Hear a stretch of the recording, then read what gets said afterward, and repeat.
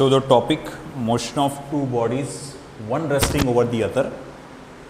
हम लोग ने पिछली बार भी देखा था ये टॉपिक, मगर इसकी जो पहली कैटेगरी थी उसमें हम लोग ने फोर्स ऊपर वाले ब्लॉक पे लगाया था, और इस बार जो आप फोर्स लगाने वाले हैं तो वो लगाने वाले हैं नीचे वाले स्लैब पर, और स्लैब जो है ये सरफेस पे रखा गया है, ये आपका सरफेस है। तो चलो मान लो कि मैं capital F amount of force लगा रहा हूँ नीचे वाले स्लैब पर। तो पिछली बार की तरह अगेन यहाँ पर 4 केसेस आएंगे, है ना। तो सपोज हम केस नंबर 1 लेते हैं। केस नंबर 1 क्या रहेगा?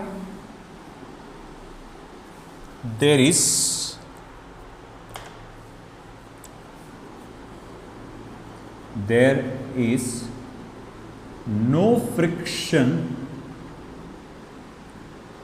between A and B। Case 1 ये कहता है कि A और B ब्लॉक के बीच में कोई फ्रिक्शन नहीं रहेगा।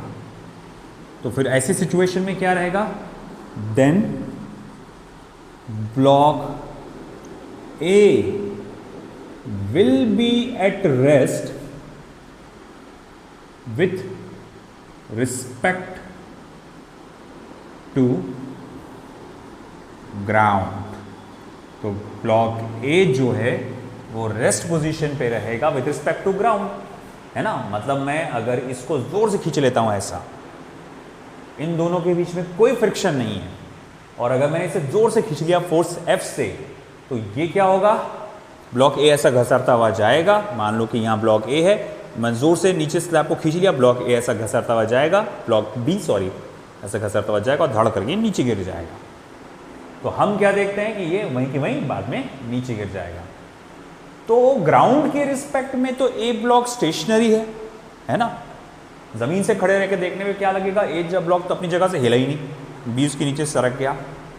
मगर बी स्लैब को भी ऐसी लगेगा क्या? नहीं, बी स्लैब को तो क्या लगेगा कि ए ब्लॉक मेरे ऊपर से कहां चले गया? पीछे चला गया। तो मैं बोलूंगा फिर आगे, the block A will move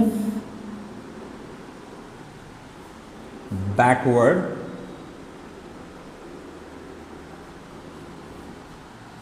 with respect to block B. तो हमने कहा कि ब्लॉक ए जो है पीछे जाएगा with respect to block B. फिर मैं निकालना चाहता हूं टाइम ऑफ फॉल, कि अच्छा फिर ब्लॉक ए ब्लॉक बी के ऊपर से कितनी देर के बाद गिरेगा। The time required by block A to fall from slab B कितना रहेगा? तो मैं ये काइनेमेटिकल इक्वेशन इस्तेमाल करूंगा, S is equals to half of AT square का। तो ब्लॉक A को स्लैब B पर से नीचे गिरने के लिए कितना डिस्टेंस कवर करना पड़ेगा? That will be L। तो S की जगह मैं L लूंगा। और हाँ, हम जो निकाल रहे हैं कि ब्लॉक ए को स्लैब बी पर से गिरने के लिए कितना टाइम लगेगा, तो मुझे उसके लिए acceleration of block A with respect to B लगेगा।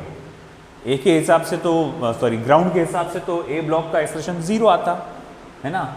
ए के हिसाब से तो ब्लॉक ग्राउंड के हिसाब से तो ब्लॉक ए मोशन में है ही नहीं। मगर जैसे कि आप जानते हैं कि ब्लॉक ए मोशन में है, मगर ग्राउंड के रिस्पेक्ट में नहीं। किसके रिस्पेक्ट में? बी स्लैब के रिस्पेक्ट में। तो हमें एक्सेलरेशन ए ब्लॉक का स्लैब बी के रिस्पेक्ट में निकालना पड़ेगा।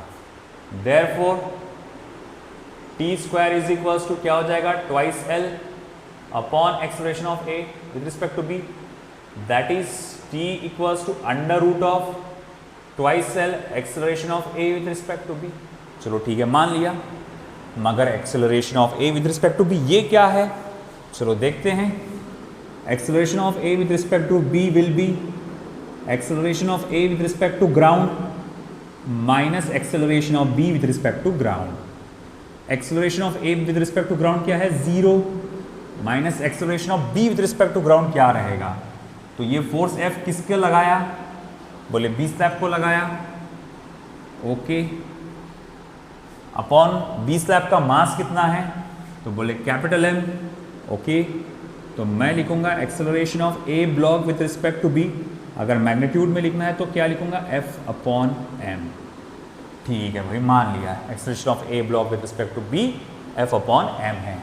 तो फिर टाइम ऑफ फॉल कितना रहेगा, देखो भैया, देयरफॉर टाइम ऑफ फॉल हमारा कितना रहेगा, T is equals to under root of twice L F upon M, फिर ये M जाएगा ऊपर, T is equals to under root of twice M L upon F। तो ये रहा हमारा टाइम ऑफ फॉल। आया बेटा समझ में, लिख लो फटाफट।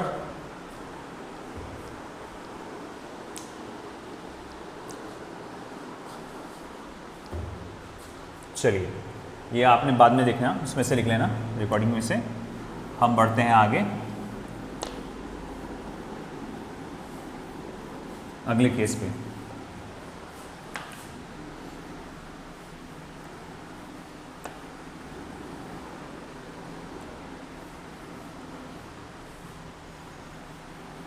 तो ये केस 1 था।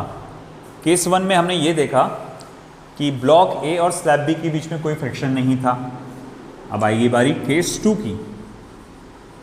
केस 2, अभी केस 2 क्या कहता है, if there is friction, if there is friction between block A and slab B, मान के चलो कि अब ए ब्लॉक और स्लैब बी के बीच में फ्रिक्शन है, बट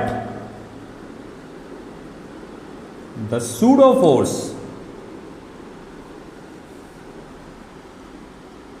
जिसको मैं FP से इंडिकेट करूंगा, एक्टिंग ऑन ब्लॉक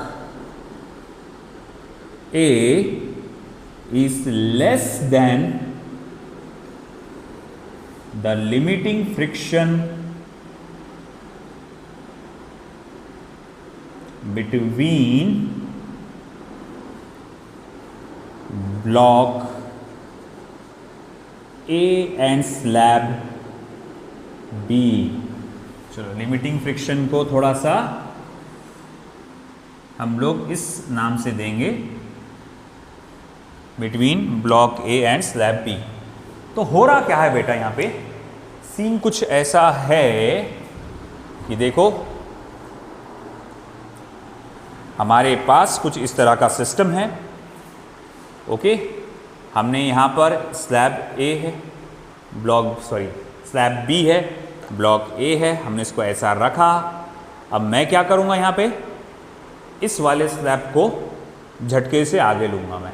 तो देखो क्या हुआ, अगर आपने नोटिस किया होगा, जब ये स्लैब झटके से आगे गया तो ये ब्लॉक भी थोड़ा सा आगे गया, आपके हिसाब से ये थोड़ा सा आगे गया, मगर आपने नोटिस किया होगा कि ये स्लैब बी पे से ऐसा घसरते हुए पीछे गया, है ना। तो मैं आपसे पूछूंगा ये पीछे क्यों घसा था, आप कहेंगे सूडो फोर्स के कारण, है ना।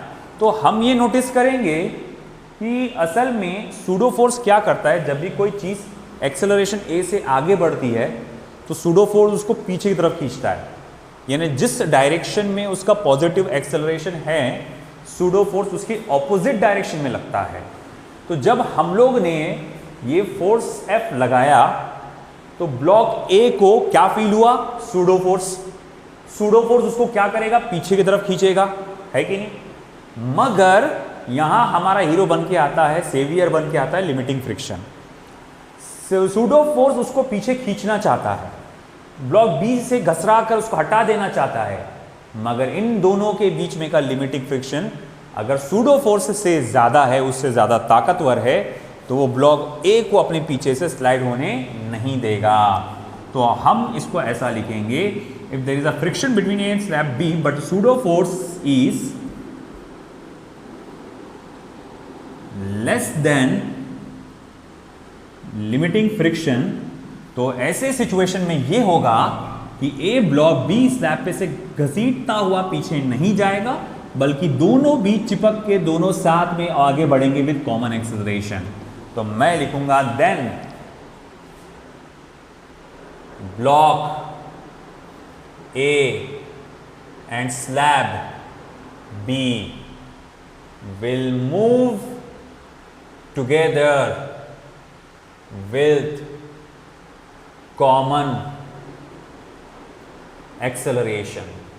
मैंने जो एग्जाम्पल लिया था उसमें वो एक साथ नहीं गए थे, क्योंकि मैंने जो एग्जाम्पल प्रैक्टिकली करके बताया था उसमें सूडो फोर्स ज़्यादा निकल गया था। अब जैसे मान लो कि फॉर एग्जाम्पल ये सिचुएशन ऐसी है, इमेजिन करो सिचुएशन ऐसी कि हमने देखा कि ये स्लैब है, ये ब्लॉक है, और मैं आराम से यूँ लिया।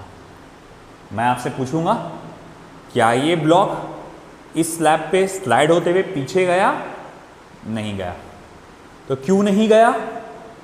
क्यों? इसको सूडो फोर्स नहीं लगा था? लगा था। अरे देखो ना, आप रेस्ट में था, रेस्ट से वो मोशन में आया ना, तो उसकी स्पीड बढ़ गई, तो वो मोशन में आया, उसने एक्सेलरेशन हुआ उसका, इसको सूडो फोर्स लगा होगा पीछे, मगर उसका सूडो फोर्स इन दोनों के बीच के लिमिटिंग फ्रिक्शन के मुकाबले काफ़ी कम है। इसीलिए ये जो स्लैब था, ब्लॉक था, इस स्लैब पे से स्लाइड नहीं हुआ। तो हमने वही देखा कि अगर सिचुएशन ऐसी हो कि हमारा सूडो फोर्स यहाँ के लिमिटिंग फ्रिक्शन से कम है, तो ब्लॉक और स्लैब दोनों के दोनों कॉमन एक्सेलरेशन से आगे बढ़ेंगे। और वो कॉमन एक्सेलरेशन क्या होगा दोनों का? वो होगा total force applied upon total mass of the system, है ना, total force applied upon total mass of the system. In case अगर आपको निकालना है कि सर अभी अभी आपने बोला कि ब्लॉक ए को सूडो फोर्स लगा था, सर वो सूडो फोर्स कितना था जरा बताओ तो मैं लिखूंगा and the pseudo force acting on block A will be.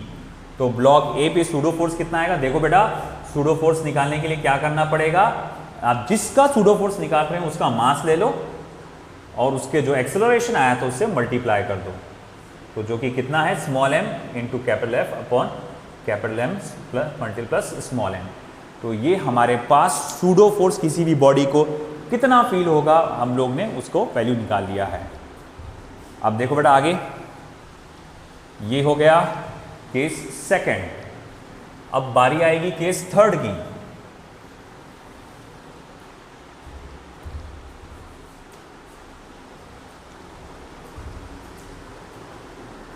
Case third, तो क्या है ये केस थर्ड? देखते हैं, a minute.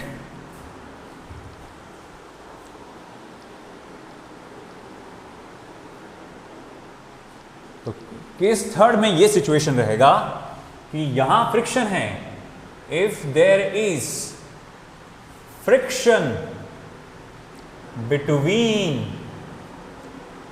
Block A and slab B, मतलब वही पुरानी वाली कंडीशन, फ्रिक्शन है ए और बी के बीच में, एंड द सूडो फोर्स, और जो सूडो फोर्स उस पर लगने वाला है is now greater than limiting friction. अब मैं लिखता नहीं हूं, आपको समझ में आ रहा होगा लिमिटिंग फ्रिक्शन कौन सा होगा, किसके बीच में होगा? ब्लॉक ए और स्लैब बी के बीच में का लिमिटिंग फ्रिक्शन। तो अब हम क्या देख रहे हैं? अगला भाई सिचुएशन क्या आ गया? आपने फोर्स F से खींचा, इसको सूडो फोर्स लगा, और वो जो सूडो फोर्स फील हुआ वो लिमिटिंग फ्रिक्शन से कैसा आ रहा है? ज़्यादा आ रहा है। तो अब ऐसी सिचुएशन में क्या होगी? तो ऐसे सिचुएशन में ये हाल होगा। अभी जो हाल आपने पहले देखे थे वो बोले कैसा? तो देखो फिर से देखो, अभी मैं रेस्ट में है, मैंने मोशन में लाया, क्या देखे आपने? ब्लॉक ए स्लैब बी पे स्लाइड हुआ क्या? नहीं हुआ। क्यों नहीं हुआ? इसको पीछे लगने वाला सूडो फोर्स इसके लिमिटिंग फ्रिक्शन से कैसा है? कम है। और अब देखो भाई, अरे ये तो अभी भी नहीं हुआ। अब देखो, अभी देखा आपने, तो अभी क्या हुआ कि मेरा एक्सेलरेशन बढ़ गया, तो उसको पीछे की तरफ लगा सूडो फोर्स, और यहाँ पर सूडो फोर्स इन दोनों के बीच के लिमिटिंग फ्रिक्शन से ज़्यादा हो गया, जिसके कारण वो घस गया और घसते हुए पीछे सरक गया। मतलब पीछे इसके हिसाब से सरका, बी स्लैब को लगेगा कि वो पीछे गया, मगर आपको मालूम है, देखो वो आपके हिसाब से जो ए ब्लॉक है वो आगे जाएगा, इसको पीछे जाते हुए नजर आएगा, मगर आपको ये आगे जाता हुआ नजर आएगा। देखो फिर से, है ना, मैंने कहाँ पकड़ा उसको, यहाँ पकड़ा ना, तो मतलब ये हुआ कि ये आपके हिसाब से आगे गया, मगर स्लैब बी को कैसे नजर आया, पीछे जाते हुए नजर आया, है ना। तो मैं इस बात का ध्यान में रखूंगा। तो फिर हम कहेंगे आगे, just a moment,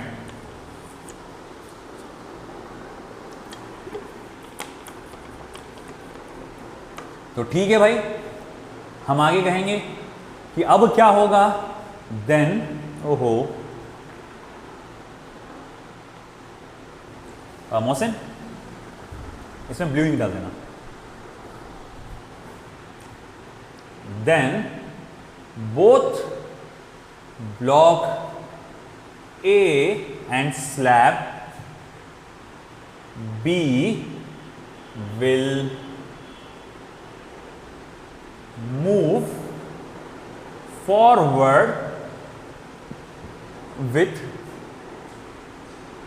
different acceleration। तो भैया दोनों के दोनों आगे बढ़ेंगे विद रिस्पेक्ट टू ग्राउंड, हाँ, डिफरेंट एक्सेलरेशन। तो चलो अब मालूम है कि दोनों के दोनों आगे बढ़ेंगे बट विद डिफरेंट एक्सेलरेशन, तो उनके एक्सेलरेशन होंगे क्या, चलो वो देखते हैं। तो जैसे कि मैं देखना चाहूँगा सबसे पहले ए ब्लॉक का, तो ए ब्लॉक का मैं बनाऊंगा फ्री बॉडी डायग्राम। मैं कहूँगा देखो उसको फ्रिक्शन ने आगे खींचा। अब जाहिर बात है ए ब्लॉक बी स्लैब के ऊपर से मूव होता हुआ, स्लाइड होता हुआ आगे गया, मतलब ए ब्लॉक का मोशन हुआ with respect to B block, तो उनके बीच में फ्रिक्शन पैदा हुआ होगा। कौन सा फ्रिक्शन पैदा हुआ होगा, ऑफ कोर्स काइनेटिक फ्रिक्शन, क्योंकि जब भी दो बॉडीज आपस में मोशन में आती है तो फ्रिक्शन जो डेवलप होता है काइनेटिक फ्रिक्शन। तो मैं कहूँगा इन दोनों के बीच में काइनेटिक फ्रिक्शन पैदा हुआ। आपने देखा था कि वो ए ब्लॉक थोड़ा आगे गया था, तो ए ब्लॉक किस चीज़ के कारण आगे गया था, इसी काइनेटिक फ्रिक्शन के आगे गया था कारण से।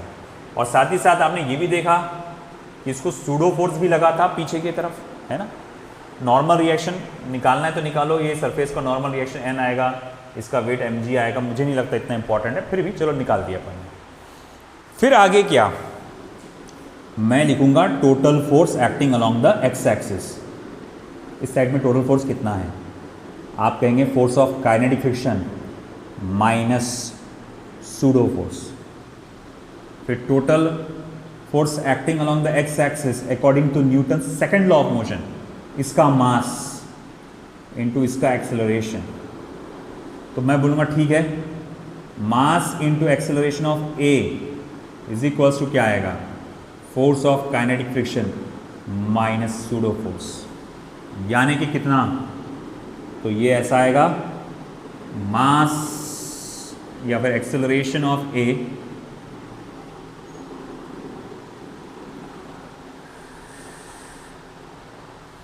ओके, कुछ तो गड़बड़ हुई है,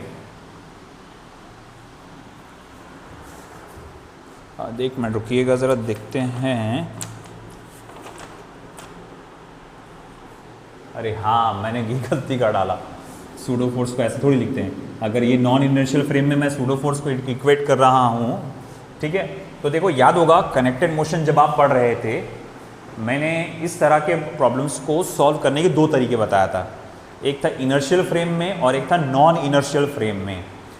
अगर आप नॉन इनर्शियल यानी सूडो फोर्स को आप इंक्लूड करने वाले हैं तो आप क्या करते हैं, राइट साइड में लगने वाले सारे फोर्सेस को इधर लेफ्ट वाले सूडो फोर्स से इक्वेट कर डालते हैं डायरेक्टली। तो मैं लिखूंगा कि हमारा जो सूडो फोर्स है काइनेटिक फ्रिक्शन के बराबर आएगा। तो सूडो फोर्स क्या आएगा, मास इनटू एक्सेलरेशन ऑफ ए, और काइनेटिक फ्रिक्शन क्या आएगा, म्यू के इंटू नॉर्मल रिएक्शन, और नॉर्मल रिएक्शन आपको मालूम है किसके बराबर है, mg के बराबर, तो स्मॉल mg। तो देखो भैया m और m हो गया कैंसल, तो एक्सेलरेशन ऑफ a क्या हो जाएगा, म्यू के इंटू जी। तो ये हो गया acceleration of a, that is mu के इंटू जी। ये acceleration with respect to ground है। ओके, तो ये तो हुआ हमारा acceleration of a with respect to ground. अब हमको देखना है acceleration of b with respect to ground, तो वो कैसे आएगा, तो देखो भाई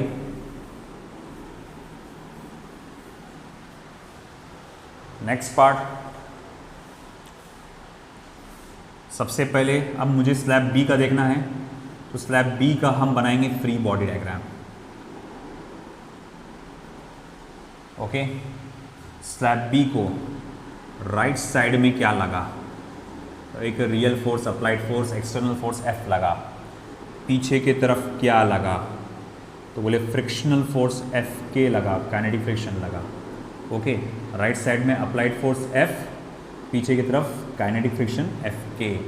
ओके, बोले ये कैसे लगेगा सर, अरे वेरी सिंपल बेटा, कितना आसान है। देखो जब ये उसके ऊपर ऐसा स्लाइड होता हुआ गया था, ऐसा पीछे गया था, तो देखो ना ऐसा घस रहा नहीं है, इसको पीछे खींचेगा ना ये, है ना, तो इसीलिए काइनेटिक फ्रिक्शन क्या हुआ आपका, पीछे की तरफ हुआ, अप्लाइड फोर्स F। हाँ, अब यहाँ मैंने कोई आपका सूडो फोर्स नहीं लिया, तो मैं इसे इनर्शियल फ्रेम में सॉल्व करूँगा। इनर्शियल फ्रेम में कैसे सॉल्व करते हैं, total force acting along x axis लेते हैं आप, F माइनस F। फिर total force acting along x axis को मास इंटू एक्सेलरेशन, मैं इसका देख रहा हूँ तो इसका मास लगेगा, इसका एक्सेलरेशन, तो mass into acceleration of B is equals to F minus F। Okay, तो acceleration of B is equals to F minus F upon capital M, F minus F upon capital M, that is acceleration of B is equals to F minus mu k small mg upon capital M. This is acceleration of B with respect to ground, है ना। अब कई लोग बोल रहे होंगे नहीं sir F की ये हम कैपिटल M आना चाहिए था। अरे नहीं बेटा, ये फोर्स ऑफ फ्रिक्शन कहाँ का है, काइनेटिक फ्रिक्शन यहीं का है ना, वो इधर का थोड़ी है, वो इधर का है ना, फोर्स ऑफ काइनेटिक फ्रिक्शन। तो जब ये फोर्स ऑफ काइनेटिक फ्रिक्शन यहीं का है, देखो इधर का है ना, ऊपर का, तो इसके ऊपर का वजन देखते हैं नॉर्मल रिएक्शन में, इसीलिए स्मॉल mg लिखा था मैंने। तो ये हो जाएगा F माइनस म्यू के इंटू स्मॉल mg।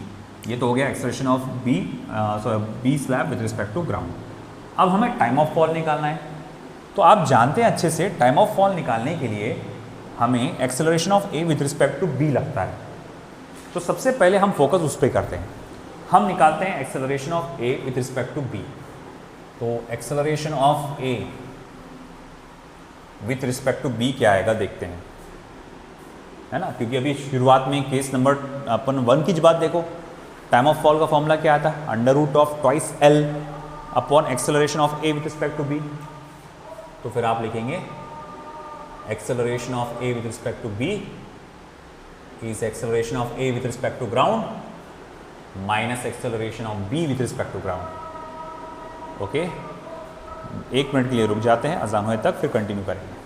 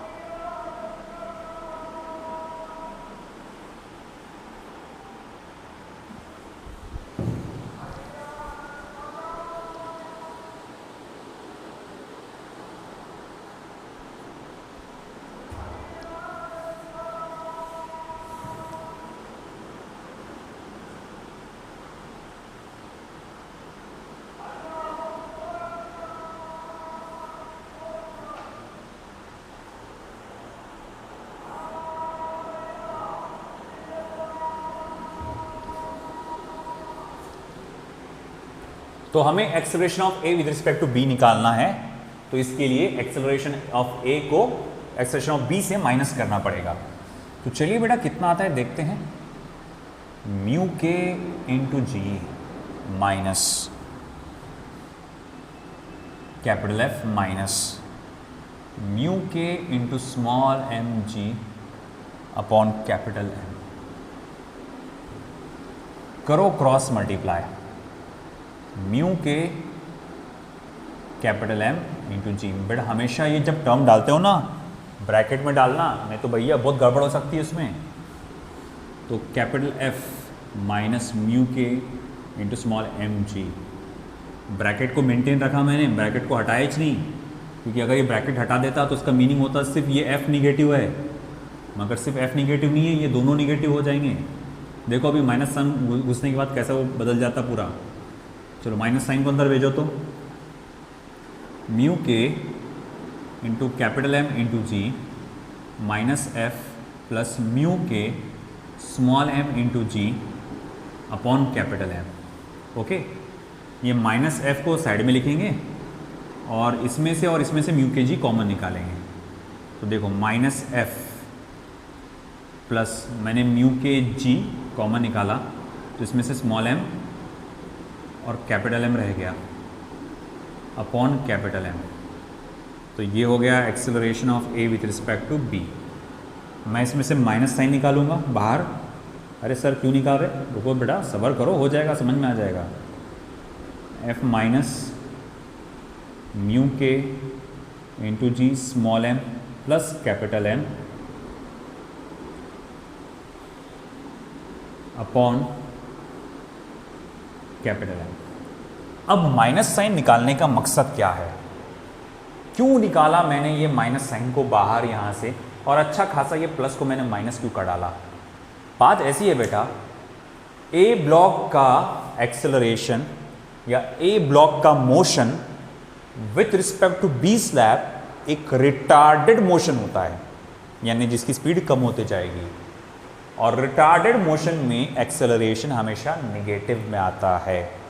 इसी कारण से मैंने ये बताने के लिए कि रिटार्डेड मोशन है तो एक्सेलरेशन नेगेटिव में आएगा, फिर उसका मैग्नीट्यूड ऐसा रहेगा, इसीलिए मैंने माइनस साइन को बाहर निकाला। ओके, अब जब मुझे टाइम ऑफ फॉल देखना है तो उसके लिए क्या करूँगा मैं, under root of twice L upon acceleration of A with respect to B लूँगा। अब मैं इसका मैग्नीट्यूड यहाँ डाल दूँगा, तो ये हो जाएगा under root of 2l upon, ये पूरा का पूरा टर्म यहाँ मैग्नीट्यूड में डालो, f माइनस म्यू के into g small m plus capital M। अब मैं इसकी अपॉन में m लिखूँगा जो ऊपर चला जाएगा, तो ऊपर जाके ये l से मल्टीप्लाई होकर ml बच जाएगा। तो देखो भैया ये हो गया हमारा time of fall, that is case number 3। आया समझ में आपको? सबसे ज़्यादा जो प्रॉब्लम्स पूछे जाने वाले हैं इसी केस नंबर 3 पर ही पूछे जाने वाले हैं, इसीलिए इसे बहुत अच्छे से करो। आई बात समझ में?